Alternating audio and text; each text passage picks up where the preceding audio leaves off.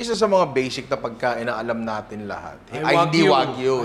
wagyu, hindi alam ng mga 5 years old yan. Pero alam ng mga 5 years old, ay tapa. Pero ang nagiging problema sa tapa ay nawalan na siya ng identity. Ang tapa ako personally, ang tapang nakagisnan ko bilang tubong Malabon ay tapang kabayo. Lumaki ako knowing na kasi malaki ako.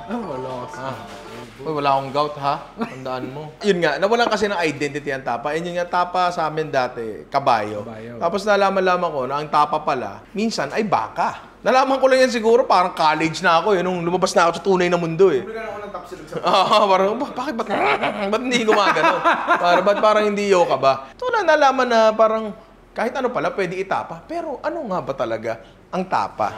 Ang tapa ngayon takes on a lot of forms, pare. Merong, yung tapang nakagisna namin dito sa kabayo, dalawa yan. Sa bawat palengke, meron lang isang designated na tindero ng kabayo dyan. Tapos, kadalasan doon, nagbebenta sila ng ganito, pre, kabayo na ganyan. Yan, yung whole muscle. Kasi feeling ko, ano yan eh, talo ka sa karera, oh. Kanagan, matika. Hindi ko alam. Hindi ko alam kung ganun talaga. Hindi naman. Pero I'd imagine, ganun yung nangyayari. Talo nga yan. Siguro. Di ba meron nga yan? Oo. Meron di ba yung talunan? Di ba yun yung may isang dish na gano'n? Ang talunan sa amin, manok. Meron din naman silang kabayo na tinitinda na ganito na, nakaslice na ganito. Pero ito hindi to kabayo. This is beef, pare.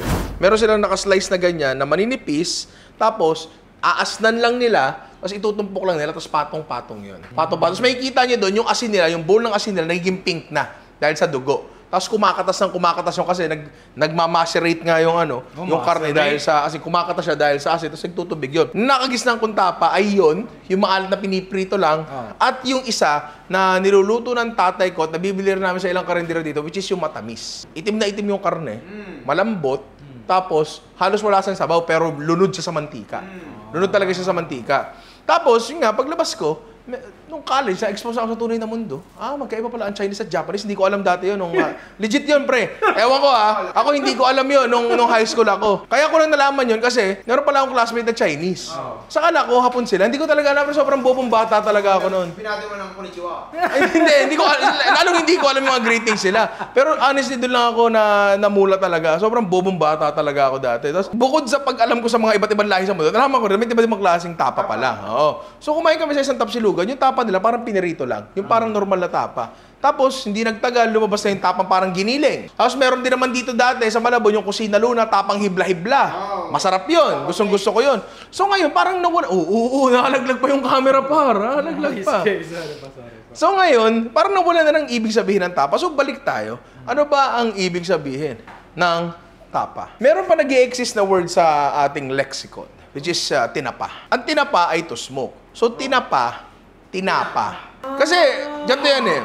Pag sinabi mo kasing tapas sa Spanish, ano yun? Yun yung maliliit na serving ng pagkain na kinakain usually with alcohol. Uy, alas 2 na, pre. Pakita mo yung body clock natin. Coffee break. Okay. Okay, out. Cut muna yan. Coffee break muna tayong lahat. Maraming salamat sa mabilisang coffee break na yun. Iba yung tapas ng Espanyol sa tapas natin. Kasi yung tapas sila, technically, pulutan, pre. Pulutan siya. Parang gano'n, oo. Tapos sabi dito, sa article ng Esquire, the word tapa is a Spanish word that means to cover or to seal. The word tinapa naman, tinapa, which is a verb meaning to tapa or to tapa, means literally translates to prepared by smoking. At nag-i-exist pa sa atin hanggang ngayon yun.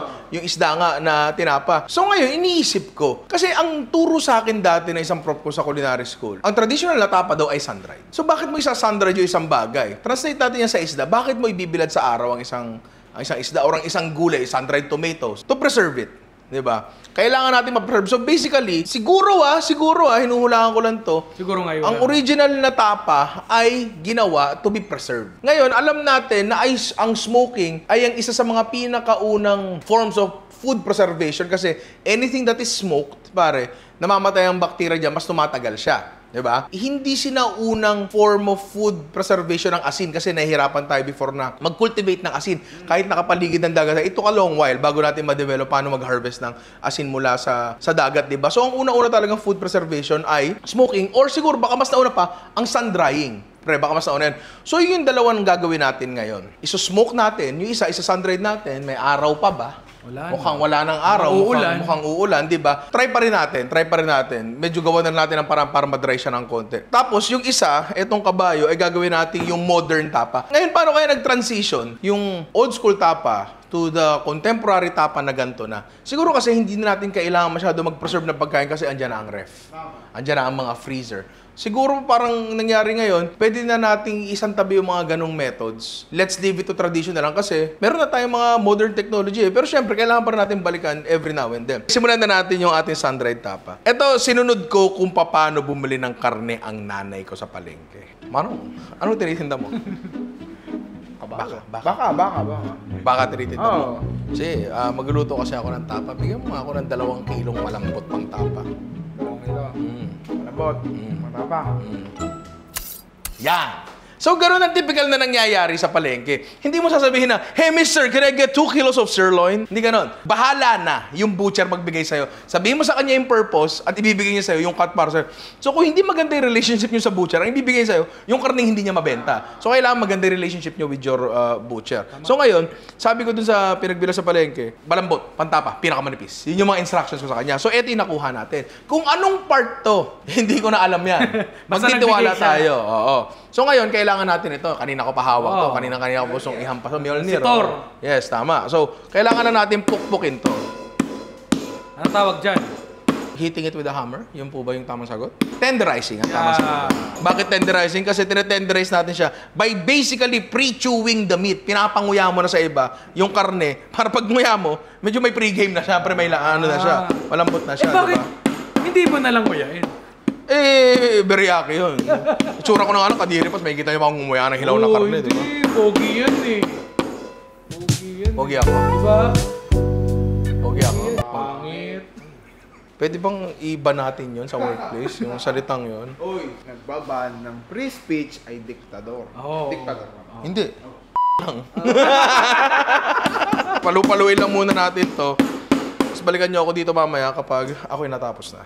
So ngayon, ito na nga yung mga baka natin. Medyo napanguya na natin sa martilyo natin. Tapos, dito sa bahay, meron kaming ginagawang isa pang klaseng tapa. Pero ano lang to, walang bilad-bilad, walang kahit ano. Ginagawa namin, ginaganto namin yung baka. Tapos, pinasisip-sip namin ng toyo. Toyo lang tinitimpla namin. Para siguro makuha natin yung natural na flavor. Asin lang muna siguro ilagay natin. So, kuha tayo ng asin.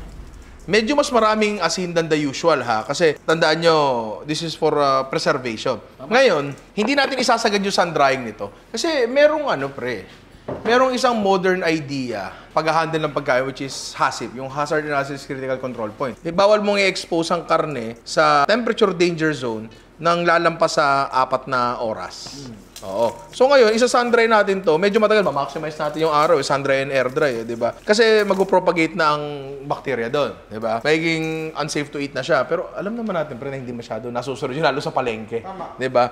Tapos lalo na, isa-sun-dry natin to, pre. Ibibilad natin to sa temperature danger zone ng medyo mapanganib yun. Alam natin. Pero kaya natin dadagdagan yung asin. Again, wala akong ano dito. Wala akong scientific na bagay na mailalahad sa inyo dito. Kundi ano lang, ito yung ginagawa ng ginagawa ng mga ninuno natin. And palagay ko, okay lang to. Ginagawa rin naman to, precise daing. Wala naman siguro napatay sa pagkain ng daing unless sinaksak siya after. Alam mo yun, di ba? Hanggat may konti pang araw, ibilad na natin to, pare. Ayun, dyan na ba sila? Papasukin mo na. Sige na, Mayor, laro ko na. So, eto na pala ang solusyon sa aming problema sa malinis na tubig. Di ba? So, ano ba yan? Ano ba mismo yan? Pakilapag nga dito. Tingnan natin kung ano yan. So Ninong, itong produkto natin ngayon is isa siyang in-home water purifier, no?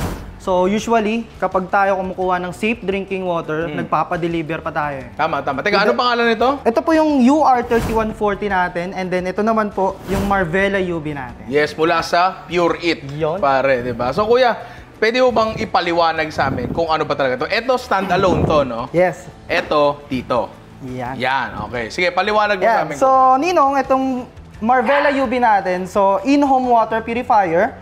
So gumagamit siya ng UV purification technology para mas masiguro natin na yung tubig na iinumin natin galing sa kanya is safe drinking water, free from virus, bacteria, and parasites. Yun yung Yun ang dumadali sa importante. akin. Yun ang diba? importante. Ito, ano naman to? Ikaw yung bacteria. Uy! Eto, ano naman to, Kuya? Ito naman, Ninong, ito naman yung tinatawag nating UR3140. So, gumagamit naman siya ng reverse osmosis technology. Osmosis! So, lahat talaga mapipilter nun. All contaminants including virus, bacteria, and parasites. Ah, ganun ba? Mukhang, alam mo, kasi dito kami. Malakas kaming mag-mineral dito. Oh. Ako pa lang, isang ganun ako, isang araw lang, di ba? So, eto, bukod sa makakatipid na kami, palagay ko, Number one? on demand pa, kasi andyan lang. Yes. Hindi na mangyayari yung, maho na lang tayo na isang araw kasi wala pang deliver. Nangyayari yan di ba? Tapos kapag may ulan, baha, dito sa amin, baha di ba? Yes. Walang deliver talaga, di ba? So eto, sure na, basta may tulo sa gripo, may malinis kayong tubig. Yun. Di So, ba? normally, Ninong, ginagawa natin, kinokonekta natin siya doon sa tap water mo. So, yung tap water mo, i-convert natin yan into safe drinking water gamit yung mga produkto natin. Yun. So, pwede ba nating i-install muna to tapos para ma-testing na natin? Siyempre, Ninong. Tara, install na natin yan. Ganito lang yan, Ninong. So, isa sa features na meron to si UR3140 is yung tinatawag nating DIY Easy Filter Replacement with just 2 steps. Eto lang yung filter Yan, Ninong. So, pagka tayo magpapalit na ng filter, papalitan natin yung filter, syempre, yan ang maintenance ng water purifier natin. So, 2 step lang. Angat lang natin tong parang hanger niya and then pull natin siya na parang gano'n. Yun! Okay. Eto ba, halos kasing linis na to ng distilled? Yes, Ninong. So, isa sa kagandahan ng reverse osmosis water purifier is yung tinatawag nating same as distilled na yung pinaka-output natin. Bakit? Kasi kapag tinawag nating distilled water, dumadaan siya sa tinatawag nating distillation process.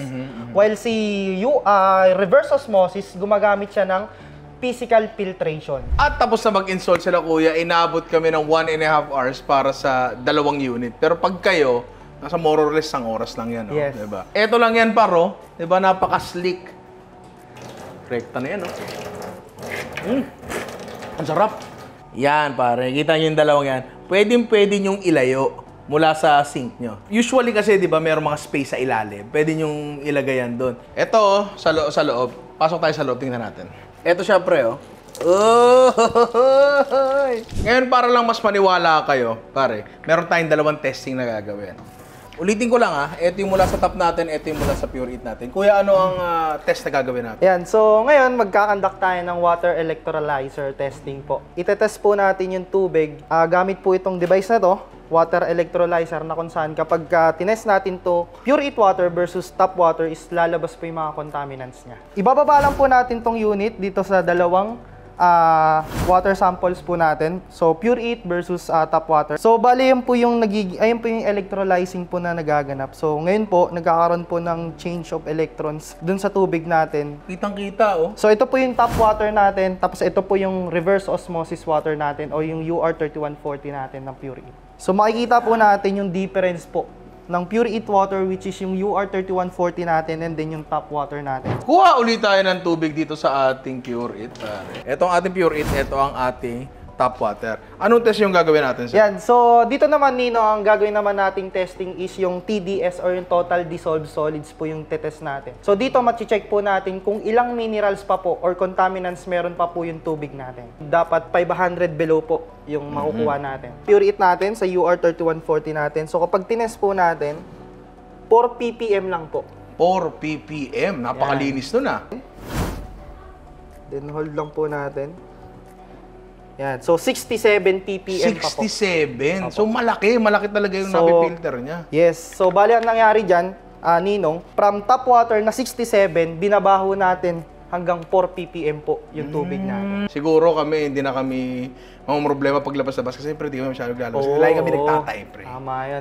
Kung kayo lagi nagtatae, malamang yung tubig nyo rin may problema, di ba? So kung interesado kayo mga inaanak, nandiyan sa description yung link. I-click nyo yan, Pure Eat pare, napakaganda. Siyempre, para sa ako, nagpaplano na ako mag-baby. May mga maliliit na aso pa ako. So kailangan natin ng malinis na tubig, di ba? Di ba? Hindi natin kailangang umasa sa mga nagdi-deliver ng tubig. Pure it lang, sapat na. Yeah. Switch now to safer water. Yeah! So, andito kami sa bakuran ngayon. Tapos, sadly, medyo lumipas na yung araw. Pero hopefully, meron pa rin. So, meron tayong tray dito na may nakapatong na rack. At yung rack, suspended siya. Meaning, naka-ano siya, para may airflow. Kasi, hindi lang siya basta sun drying, kundi air drying din, pare. So, ilatag nyo siya sa pinakamalapad na kaya nyo para lahat may contact sa hangin. Yan.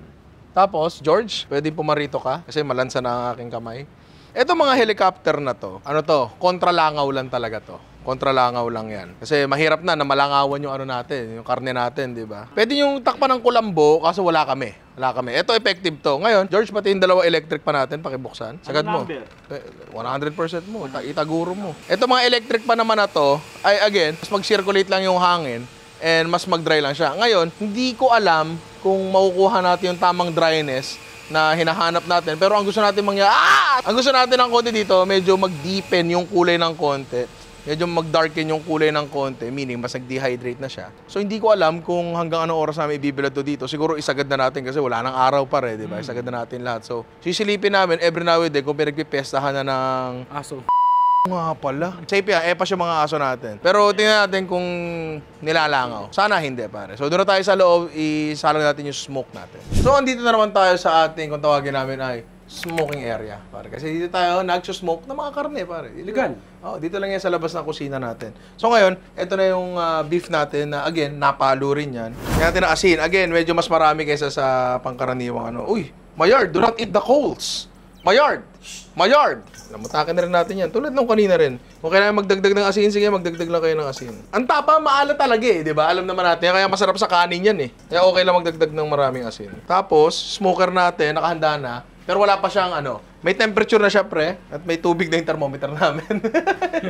Pero may temperature na siya. Nasa 200 Fahrenheit na siya. Sana natin yan. Silalatag na natin. Ngayon, usually, naglalagay ng tubig dito sa water pan, di ba?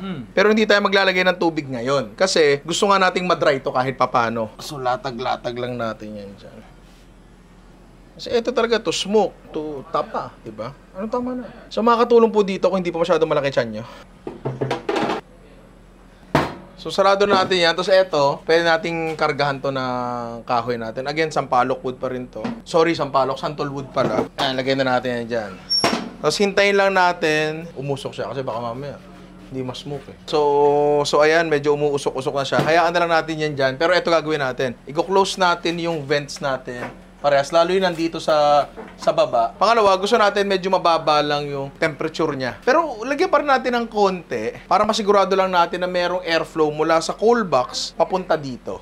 Yun. So, hayaan lang natin yan dyan. Siguro smoke natin. Ewan ko. Check na lang natin mamaya yung karne kung manipis lang naman kasi yan eh. Tsaka ang gusto lang naman natin madry siya ng konti. So, check na lang tayo. So, nakasala na nga yung literal na tinapa natin sa smoker. Yung sun-dried natin, medyo naging cloud-dried, pare. May helicopter kami dito kasi for some weird reason, daming langaw ngayon dito sa kusina. Pero may ginagawa niya. Pero may letter opener ni Alvin. Notice of disconnection to, Medyo malaki-laki babayaran niya. Medyo kanado na, hindi ako pre magtrabaho. Pag naputol yung video. So ngayon, Uy! Uy, hinawi pa talaga. Konti. Sarap.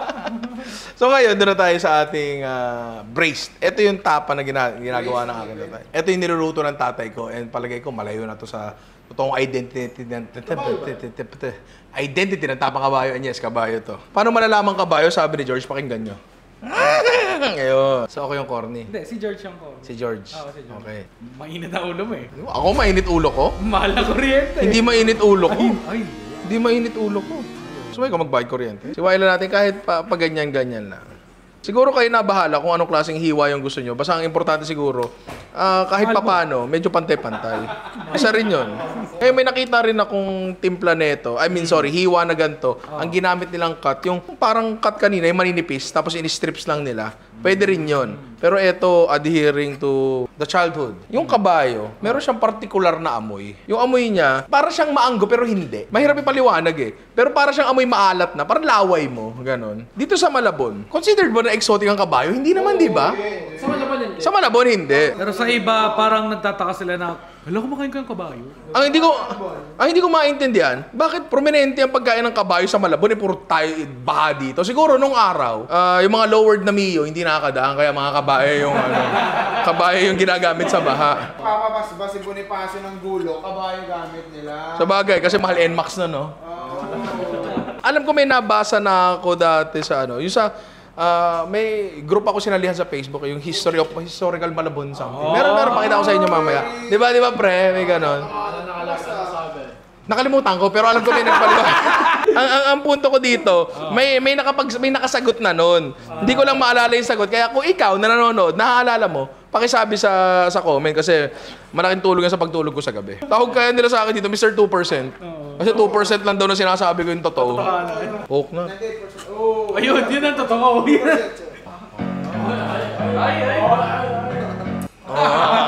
Maganda rin pala dito, ikakat nyo yung karne nyo across the grain. Ito pala magandang napansin ko, no? Di ba tinuturuan tayo to cut across the grain lagi? Ako, madalas ko rin sinasabi yun.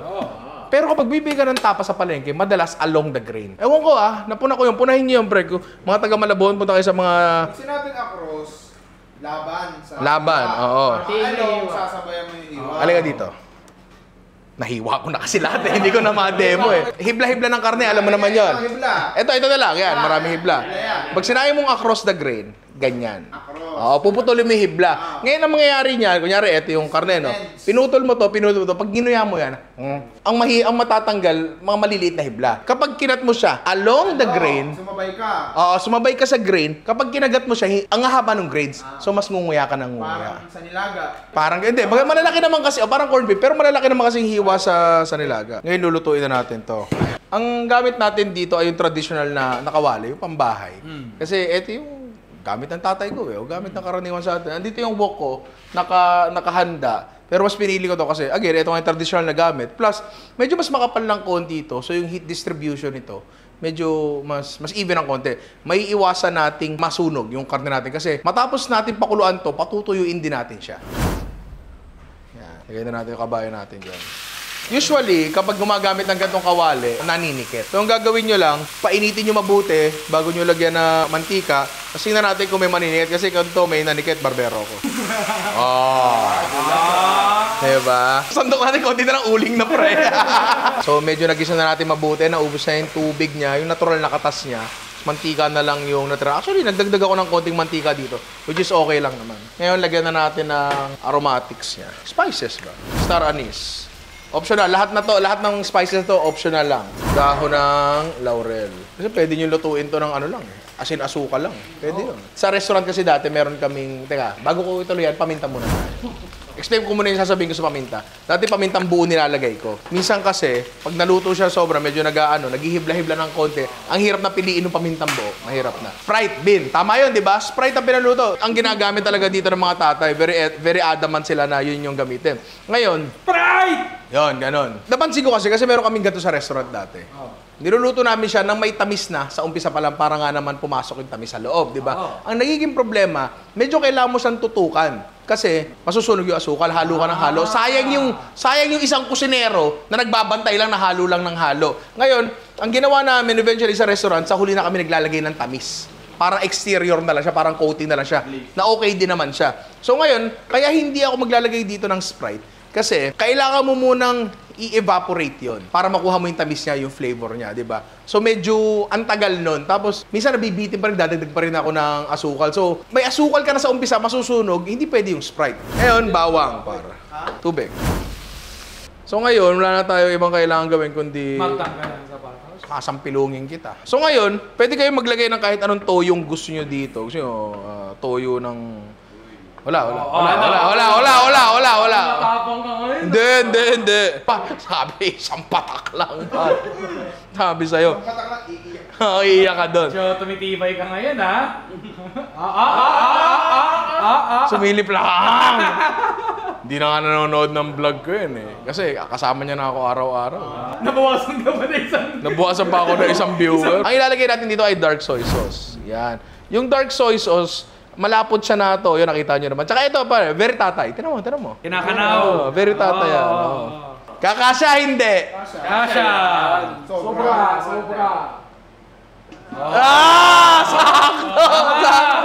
Sakto! Sakto. So, pakuluin na lang natin yan, palambutin natin. Kapag malambot na, tsaka natin siyang ipipinish. Ay! Sabi ko na, may nakakalimutan ako. Suka. So, para siyang adobo, pero hindi talaga. Promise, hindi ito maglalasang adobo. Basta, laro muna ako, Age of Empires. May upload tayo. May upload ba tayo mamaya? Oh, ayun. Schedule mo na. Hindi ka pwede maglaro. So, kita niyo wala ng araw. Hindi. Ano ka, bulag? Sumundot-dutin ko yung mata mo. At ito na ang ating sun-dried beef tapa. Na in all honesty, hindi naman talaga natin na-sun-dry. Well, nilabas natin siya. Medyo, cloud-dried eh. Medyo makulimlim. Pero kung titingnan nyo naman talaga, pakilapit ang camera dito. Yan. Kita-kita naman talaga na mayroong pagbabago. Diba? Nag-concentrate yung kulay niya. And eto, pinakamatindi dyan, par. Kita mo na agad na nagbago siya. Hindi na siya floppy. Alam mo yun? Jerky. Oo. Tapos, tulad sinabi ko kanina, ang tagal natin siyang in-expose sa temperature danger zone. Pero, mabaho ba? Wala. Walang diba? Ito, amin mo. Walang amoy, walang baho. Wala talagang, wala siyang off smell whatsoever. Kung tutuusin, pati yung amoy nung baka itself, medyo humina siya. Ngayon, dito sa side na to, ito yung natuyo. Kanina kinukonsider kong balikta rin. Pero sabi ko, pucha, wala na nga araw. Iyaan na natin. So, ito side na to, medyo mahina yung amoy ng baka. Pero dito sa kabilang side, yung nasa ilalim, yun, amoy mo siya. Ngayon, okay na to. Lutuin natin mamaya. Ito ngayon yung itsura ng ating smoke. So yung mga dulo-dulong parts, ito yung mga nakayangyang lang doon na medyo mas na-expose ng konti sa smoke, sa init. So medyo natusta siya. Pero ang tanong, sunog ba siya? Hindi lahat na maitim, sunog. Oo. Iba sadya lang. Oo, pre. Lang talaga. Sabi nga ni Andrew sa ang kulay nito itim. Hindi naman sunog, di ba? Ulot sa bato. Hindi ko alam. Diba?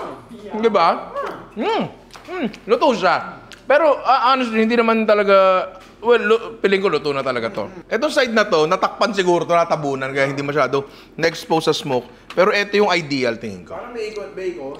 Kasi syempre, ini-smoke natin eh, di ba? Ipiprito pa naman natin to, pero amoy natin yung smoke. Pero para pagbigyan ng aking kapatid, pumarinig ka. Ati kami. Ito ko ang buhay to. Oo.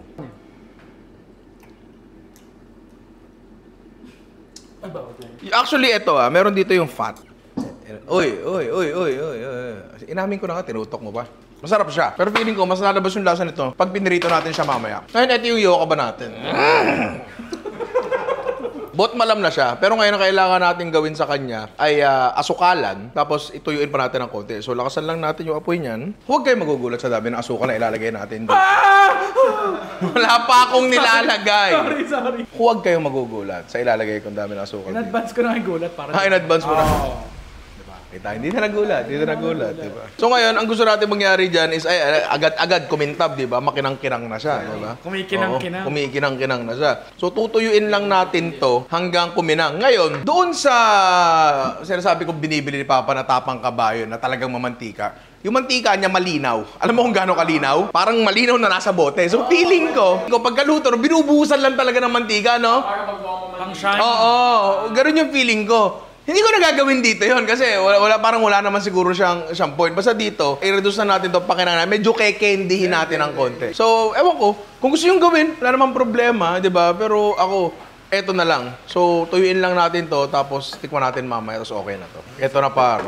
So, kita niya, medyo naghihibla-hibla na talaga siya. Nagmantika siya, pre. Nagmantika siya, pero hindi nga ganyan yung kulay nun. Mas maputi pa talaga yun, pre. Kulay long neck yun eh, di ba? So ngayon, okay na yan. Yan yung gusto ko. Yung walang sarsa. Yung ganyan. Good sa to, pare. Mamaya natin i-plating yan. Siguro, gawa muna tayo ng fried rice. Siyempre, tapsilog yan. Ano yung C?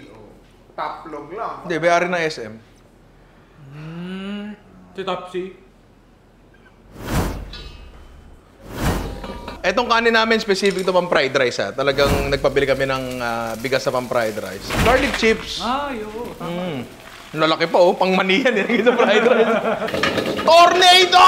Sobrang sarap na niyan, Insan. Halika dito, tikman mo to. Di ba init yan? Napakasilibre, tapa na lang kulang. Tama. So okay na to. Plating na natin yung una natin, par.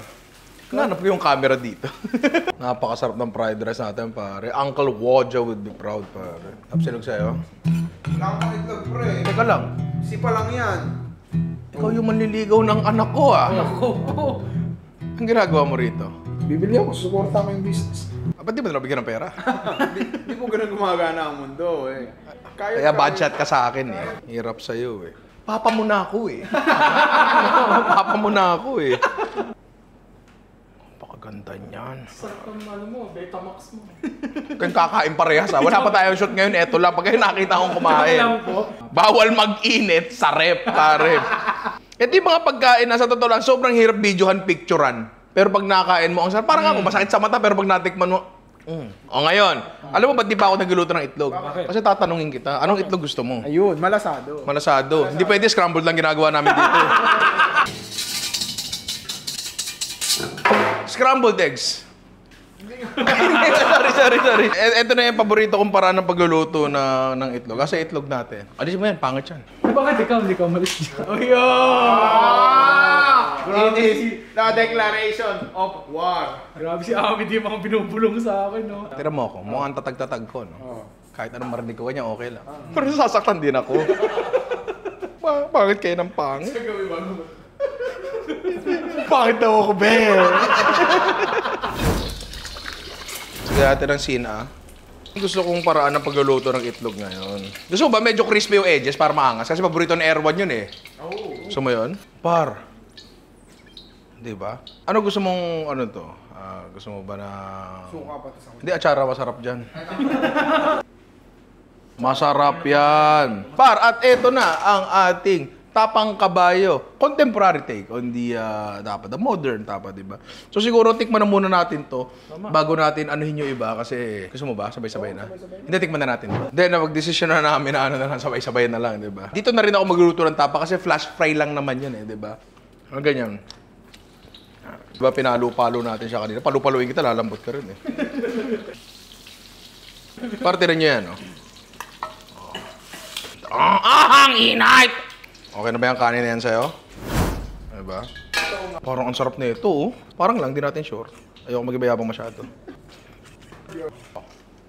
Grabe naman itong kamatis na to. Grabe naman tayo. Kamatis versus stainless steel. Lalagyan kasi natin yan, rare. Diba? Yan, pare. At eto na ang ating tinapang tapa. Tinapa, pare. Eto na siya. At aaminin ko, medyo... Kanino muna? Siguro sa'yo lang. Natatakam ako dito. Kasi pre, yung... Kaya bilisan mo na. Bilisan ko na? Kasi lahat ng tao dito natatakam na at di pa kumakain. Okay. O sige. Doon na tayo sa next natin. At yun yung ating sun-dried tapa. Apakaganda, oh! Di ba? Pakita natin yan dyan. Pure taste. Amoy na amoy mo yung pagiging baka. Yan. Par, at eto na ang ating sun-dried tapa, pare. So ano ba bang kailangan natin gawin? Wala na, titikman na to. Pero bago yan, Jerome, na maaga umuwi ngayon, slow mo ka muna konti lang.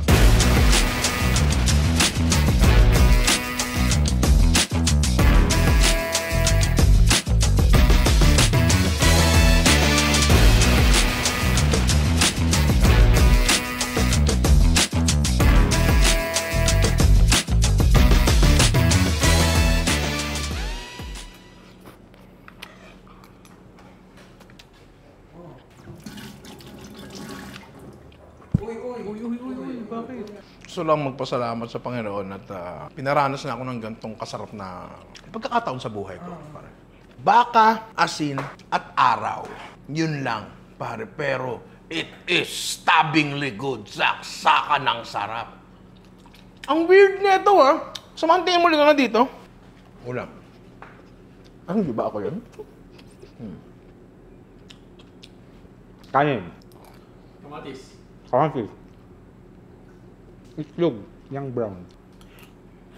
Sarap, pre. Di ba? Ang sarap ng tapa. Kuha ka pa. Meron akong idea. Pag sinabi mong tapa, tatanggapin mo na merong kunat ng konti. Ako may ganun ako. At ina-address yun ng issue na yun, ina-address yun ng modern tapa natin. Pero kasi, sa akin ang objective nitong tapa na ito, mapakain ka ng maraming kanin, ang lasa, pre. Di ba? Saksakan ng lasa. Oh, mamaya na yan. Mamaya na yan. Pero kamusta?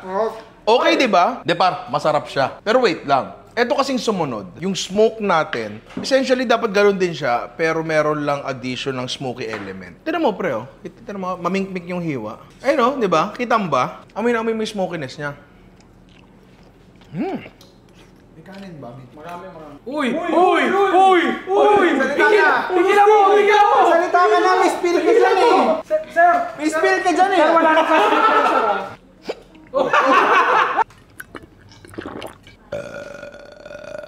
Papatayin natin sila. Parehas sila. Lalo tong smoky na to. Masarap siya, pero ang aminin ko, may takot kasi ako kanina. Ano? Pagdating ng mga alien. Pero bukod doon, natakot akong mag-asin ng marami. Kasi baka alam ko kasing matutuyo sila, baka umalat masyado. Pero sana inasnan ko pa ng mas matindi. Which can be easily remedied by, patis. Alam mo yon, makukuha naman siya, di ba? Masarap sa ketchup eh. Anong sabi mo? Ulitin mo yung sinabi mo. Masarap sa Mr. Alvin, I am expecting your letter of resignation on my desk tomorrow morning. Parang mas lasang baka to kesa dito. Feeling ko, na-overpower ng smoke. Feeling ko ganito eh. Yung tapa, pwede mo siyang kainin everyday sa breakfast nang hindi ka magsasawa. Yung ganito, pre, yung ganyan, pero maganda na i-alternate mo sila. Diba? Ngayon, kung tatanungin mo ako, alin sa dalawa yung mas safe? Mas komportable ako doon sa smoking kasi una sa lahat, naluto na talaga siya. Smoking pa siya, so meaning talagang natural preservation yun. Yung sun-drying, hilaw pa siya kanina. Although syempre, kapag ginawa niya yung sun-dry, tapos nagtatabi kayo sa bahay, i-ref nyo naman yan. Feeling ko, may something na ginawa yung araw doon sa texture ng nung karne, no? Nag-iba yung texture niya. Hindi siya malambot in the sense sa tulad neto, hindi ganon. Pero siya, malambot siya na hindi siya magbabubble gum sa bibig mo. Di ba? Ang ating contemporary tapa. Ulitin ko lang baka nakalimutan nyo, kabayo po ito. Very common dito sa Malabon talaga. Kung hindi kayo komportabling kumain ako ng kabayo, pikit po muna kayo. Diba yung kanta? Yung kabayo po ito. Takina mo layo. Mali yun, pero tatanggapin ko yun. Tumina naman, awati mo. Space na. May naman pa yung bibig. Uy, Tama na pa. tumatawid sa kabilang plato. Uy! Sir, spill lang. Bali, sir, sunod lang po tayo sa format ng ginagawa po natin ngayon, sir. Pwede nang pumasok sa movie. Oo. Uy. What's a beautiful kitchen?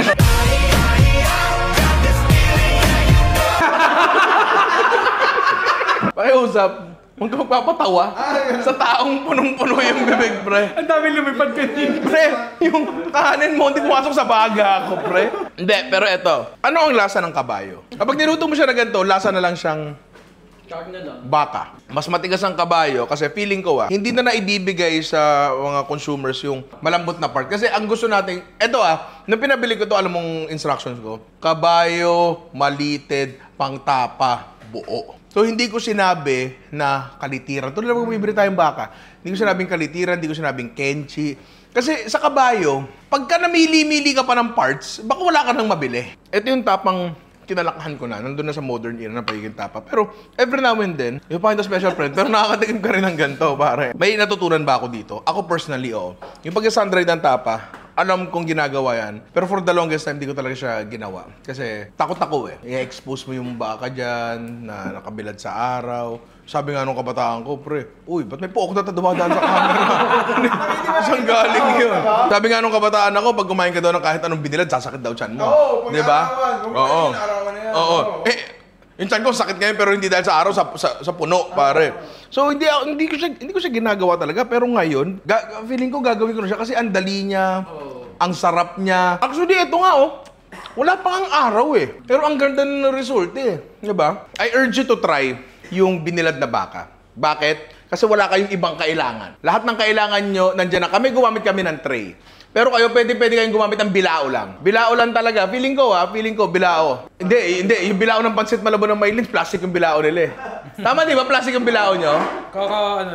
Plastic yung bilao nila, friend, di pwede. Bilao lang, o kaya bumili kayo nung sa Lazada, stainless na steel. Kumbaga, yung paggawa niya, ng araw nandyan lang, binibiyayaan tayo ng init ng araw. Pwede siguro pinggan, pero dapat may may airflow. May airflow pre, talaga ilalatag mo lang sa terrace mo yan. Kung ngayon, kung may problema kayo sa pusa, ilabas na ako dyan, di ba? Pusa ang kalaban nyo dyan, pre. I-try nyo siya, tapos timpla nyo siya ng iba-iba. Ganito gawin nyo. Pwede kayo nagawa na natin. Toyo, patis, garlic powder. Hindi ko pa rin talaga alam kung anong nangyari sa tapa. Bakit meron tayong dalawang klase? Siguro ano na lang yan, produkto na lang ng food evolution. Tulad ng sisig, dahil variation ng sisig, di ba? I-evolve ang pagkain natin di ba? Medyo, kung dati kailangan natin ng food preservation, ngayon hindi na. Pero para sa akin talaga, ang identity ng tapa talaga is nandun sa maninipis. Doon sa sun-dried talaga. Ito kasi, braised na lang yan na kahit ano. Although masarap siya. Yan yung pinaka pwede nyong paglaruan, yung braised. Kasi gusto nyo, lagay nyo pa oyster sauce yan. Gusto nyo, mas asiman nyo pa. Dami yan, dahil. Sobrang dahil pwedeng gawin yan. Pero I really urge you to try yung sun-dried. Yun lang mga inaanak, maraming salamat. Sana nag-enjoy kayo dito kasi ako, nag-enjoy talaga ako. At kailangan ko na tapusin ito kasi ang mga buitre, tignan nyo, nag-aabang na. Oo. Nag-aabang na ang mga buitre. Dito sa Ninoy, kapag sinabi kong cut, ano lahat yan Kaya minsan pinapahaba ako pa ng pinapahaba. Yan wag ka magka-cut kasi kapag nag-cut yan, matik tatakbo yan. Marami pa ako ipapaliwanag kasi talaga. Kasi ang tapa, yung history ng tapa, gusto ko sana i-discuss talaga yan. Kaso, hoy! Maraming salamat mga inaanak hanggang sa muli. Kakainin muna natin tong mga to. Pinapakain ko yung mga yun, ha? Baka sabihin, hindi ko kayo pinapakain. Grabe naman tong mga to. Mga anak,